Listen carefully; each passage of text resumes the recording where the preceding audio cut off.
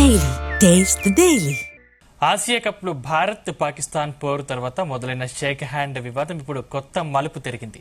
September 28న జరగబోయే ఫైనల్లో భారత్ చేరిన ఏసీసీ అధ్యక్షుడు పాకిస్తాన్ క్రికెట్ బోర్డు చీఫ్ అయిన మొహసిన్ నఖ్వీతో భారత్ ఆటగాళ్లు వేదిక పంచుకోవడానికి ఇష్టపడట్లేదని సమాచారం. ఈ లెక్కన ఆ రోజు కప్ తీసుకోకుండా ఉండేందుకు కూడా టీమిండియా సిద్ధంగా ఉందని తెలుస్తోంది. ఏసీసీ అధ్యక్షుడు పాకిస్తాన్ క్రికెట్ బోర్డు చీఫ్ అయిన మొహసిన్ నఖ్వీ ప్రస్తుతం పాకిస్తాన్ ఇంటీరియర్ నార్కోటిక్స్ కంట్రోల్ మంత్రిగానూ ఉన్నారు. ఇలా ఉండగా హ్యాండ్ షేక్ చేయకపోవడంపై పాకిస్తాన్ క్రికెటర్లు అవమానంగా భావిస్తున్నారు. దీనిపై పీసీబీ ఏసీసీకి ఆపై ఐసీసీకి ఫిర్యాదు చేసింది. మ్యాచ్ రివర్స్ రూల్స్ గా ఉల్లంఘించారని ఆయన వెంటనే టోర్నీ నుంచి తొలగించి చర్యలు తీసుకోవాలని డిమాండ్ చేసింది.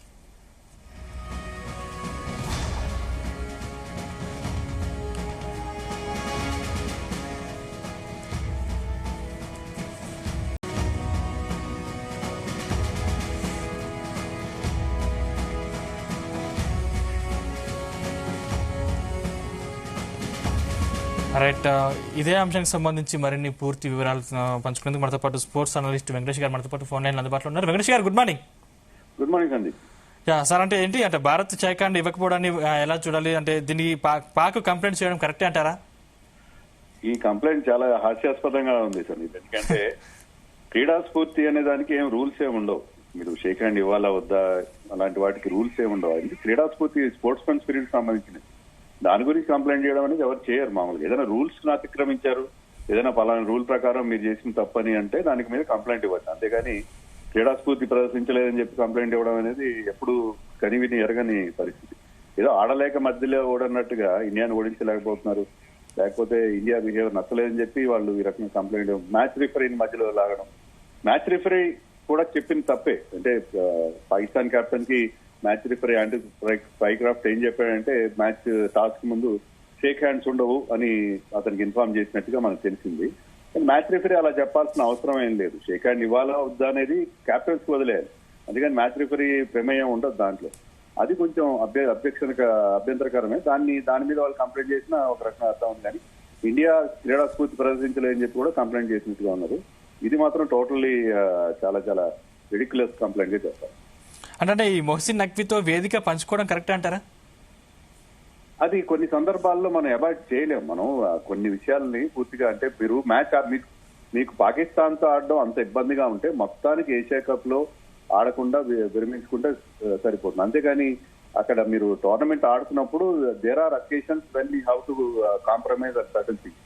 అంతే తప్ప మేము షేక్ హ్యాండ్ ఇవ్వకపోయినంత మాత్రాన పాకిస్తాన్ ప్రొటెక్ట్ చేసాం అనేది కరెక్ట్ కాదు. సో మీరు మొత్తానికే పార్టిసిపేట్ చేయకుండా ఉంటే బాగుంటుంది. అంతేగాని పార్టిసిపేట్ చేసిన తర్వాత కొన్ని విషయాల్లో మీరు స్టేజ్ పంచుకోవడం కానీ, ఇప్పుడు టాస్ టైంలో కూడా కెప్టెన్ తో పక్కనే నిలబడి టాస్ వేయాలి, తప్పదు కదా. మీరు మాట్లాడుకున్నారు, ఒకరి మొహాలు ఒకరు చూస్తున్నారు, షేక్ హ్యాండ్ ఇస్తున్నారు లేదని వేరే విషయం. But you have to share that platform with the opposing captain. Pakistan captain తో కలిసి మీరు అక్కడ పార్టిసిపేట్ చేయాల్సిందే. సో మీరు మొత్తానికి పాకిస్తాన్ పూర్తిగా దూరం పెట్టాలనుకుంటే టోర్నమెంట్ ఆడకుండా ఉంటే బాగుండేది. అది మొత్తానికి ఏషియా కప్ రద్దు చేసినా సరిపోయేది. అలా కాకుండా ఆడిన తర్వాత కొన్ని అడ్జస్ట్మెంట్లు చేసుకోవాల్సిన అవసరం ఉంటుంది. అంటే ఇక్కడ బీసీసీ ఆల్టర్నేట్ కోరే అవకాశాలు ఏమైనా ఉన్నాయా? పాకిస్తాన్ విత్డ్రా అయిపోతే ఇంకా వాళ్ళు ఆల్రెడీ గ్రూప్ నుంచి నిష్క్రమిస్తారు. సూపర్ 4 లోకి యూఏఈనో ఎవరో వస్తారు. దానికి ఆల్టర్నేటివ్ అనేది ఏం పెద్దగా ఉండే అవకాశం. పాకిస్తాన్ ఉన్నా కూడా వాళ్ళు ఇప్పుడున్న పరిస్థితిలో వాళ్ళు ముందుకెళ్లే పరిస్థితి కనపట్లేదు. శ్రీలంక, ఆఫ్ఘనిస్తాన్ లాంటి టీమ్స్ బెటర్ గా కనిపిస్తున్నాయి. పాకిస్తాన్ మిగతా చిన్న టీంలు యూఏఈ, హాంకాంగ్, ఒమాన్ ఆ స్థాయిలోనే కనిపిస్తుంది. కాబట్టి పాకిస్తాన్ నిష్క్రమించినంత మాత్రాన ఈ టోర్నమెంట్ కి ఏదో పెద్ద నష్టం జరుగుతుందని మనం అనుకోవడానికి లేదు. ఇక్కడ పాకిస్తాన్ క్రికెట్ ఫ్యాన్స్ కూడా చిన్నపిల్లలతో ఆడకండి దయచేసి అంటూ వాళ్ళని ట్రోల్ చేస్తున్నారు కదా, దీన్ని ఎలా చూడాలి? డెఫినెట్ గా ఈవెన్ సౌరవ్ గంగూలీ కూడా ఏమన్నాడంటే నేను ఆస్ట్రేలియా ఇండియా మ్యాచ్ చూస్తాను, లేకపోతే ఇండియా ఇంగ్లాండ్ తోనో సౌత్ ఆఫ్రికాతో ఆడితే చూస్తాను, ఈవెన్ ఆఫ్ఘనిస్తాన్ తో ఆడితే చూస్తాను నేను. అందుకని ఇండియా పాకిస్తాన్ కాంటెస్ట్ లో మునుపటి మజా లేదు, అసలు ఎలాంటి కాంటెస్ట్ లేదని చెప్పి అన్న జరిగింది. పాకిస్తాన్ టీం చాలా వీక్ గా ఉంది. ఈవెన్ ఇండియా పాకిస్తాన్ కాంటెస్ట్ గతంలో ఉన్నట్టుగా ఎలాంటి హైప్ గానీ ఎక్సైట్మెంట్ గానీ రాని పరిస్థితి మనం చూస్తున్నాం. సో మళ్ళీ నెక్స్ట్ సండే ఈ రెండు టీమ్స్ తలపడే అవకాశం ఉంటుంది ఒకవేళ వాళ్ళు విత్డ్రా కాకపోతే. సో ఆ మ్యాచ్ కూడా చాలా పూర్ రెస్పాన్స్ ఉండే అవకాశం ఉంది. ఎందుకంటే వాళ్ళు ఎలాంటి పోటీ ఇవ్వట్లేదు కాబట్టి ఇండియాకి. గతంలో ఉన్నట్టుగా ఇండియా పాకిస్తాన్ కాంటెస్ట్ అనగానే చాలా ఎక్సైట్మెంట్ ఇప్పుడు ఎవరు కూడా ఫ్యాన్స్ కి కాదు. అంటే ఇక్కడ మ్యాచ్ రిఫరీని కూడా తొలగించాలని డిమాండ్ పెరుగుతుంది, అది కరెక్ట్ అంటారా? అదే నేను ఇందాక చెప్పినట్టుగా మ్యాచ్ రిఫరీ అలా పాకిస్తాన్ కెప్టెన్ కి చెప్పడం షేక్ హ్యాండ్స్ ఉండవు అని చెప్పడం అనేది కొంతవరకు అభ్యంతరకరం. ఎందుకంటే దానికి బేసిస్ ఏం లేదు. అది కెప్టెన్స్ ఇద్దరు తెలుసుకోవాల్సిన విషయం. అంతేగాని మ్యాచ్ రిఫరీ అతనికి ఎందుకు చెప్పాడు, మ్యాచ్ రిఫరీకి ఆ ఇన్ఫర్మేషన్ ఎవరు ఇచ్చారు అనేది కూడా మనం ఆలోచించాం. సో మ్యాచ్ రిఫరీకి చెప్పి షేక్ హ్యాండ్స్ ఉండవు అనే విషయం చెప్పాలని ఒక ప్రస్తావన అనేది కొంచెం ఆశ్చర్యంగానే అనిపిస్తుంది. సో మ్యాచ్ రిఫరీ అలా చేయకుండా ఉన్నాడు. మ్యాచ్ రిఫరీ న్యూట్రల్ గా ఉంటాడు. మ్యాచ్ రిఫరీ ఏంటంటే అతని రోల్ ఏంటంటే మ్యాచ్ సజావుగా జరుగుతుందా లేదా, లేకపోతే ఏమైనా ఇబ్బందులు ఉన్నాయని చూడడం అంతవరకు ఉండాలి. కానీ అతను సైట్స్ తీసుకోకూడదు. కానీ అతను ఇట్లా షేక్ హ్యాండ్స్ ఉండవు అని ముందే చెప్పడం అనేది కొంచెం అబ్జెక్షనబుల్ గానే ఉంది. దాని మీద మరి ఐసీసీ ఏమైనా చర్య తీసుకుంటుందేమో చూడాలి. అంటే ఈ టోర్నీలోనే మరోసారి భారత్ తో పాక్ తలపడుంది, మరి అప్పుడు ఇదే పరిస్థితి ఎదురవుతుంది కదా, అప్పుడు ఏంటి మరి?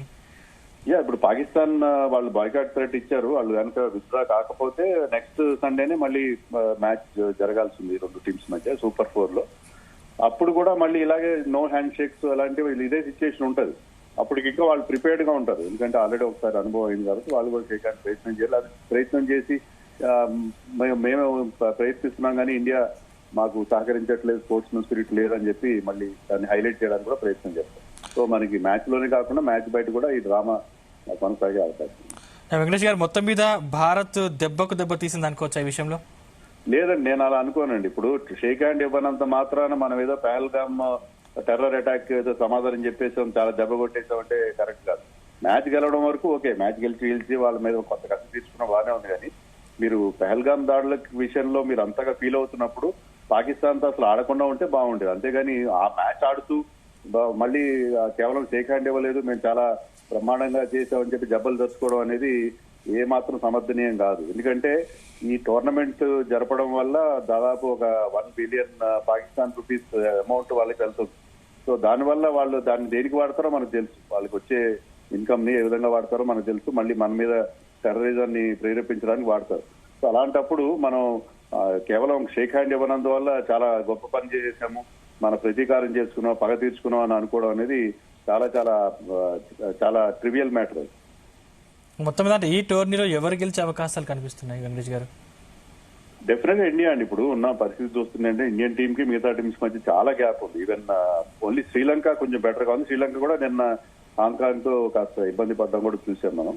సో శ్రీలంక, ఆఫ్ఘనిస్తాన్ టీమ్స్ ఏమన్నా ఇండియాకు కొంత పోటీ ఇచ్చే అవకాశం ఉంది. Pakistan is nowhere, Bangladesh is nowhere.